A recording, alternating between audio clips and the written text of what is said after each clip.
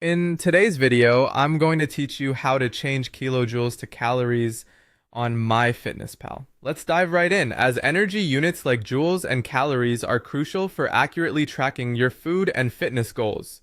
We'll start by navigating to the Myfitnesspal website, so make sure you're at your computer and type in www.myfitnesspal.com into your web browser. Once you've done that, you'll be greeted by the homepage of Myfitnesspal. Here, you'll either need to log in with your existing account credentials or sign up if you're new to Myfitnesspal.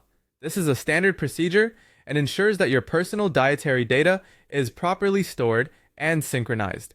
Once logged in, your next step is to locate the settings button, which you'll find in the upper right-hand corner of the screen. It might look like a little gear icon commonly used for settings. Give that button a click.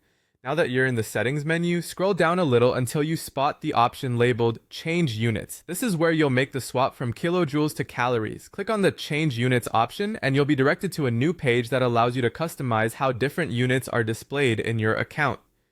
Here in the settings, look out for the prompt that says, "How would you like to measure energy?" Once you've spotted it, you'll see there are different energy unit options. The default setting for some regions might be in kilojoules, so you'll want to switch this to calories. Choose calories from the available options.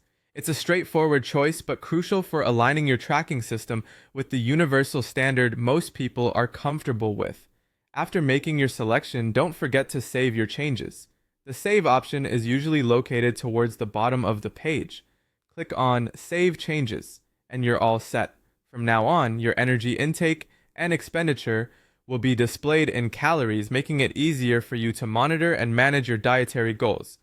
This step-by-step transition is a small change that can make a big impact on your understanding of your health data.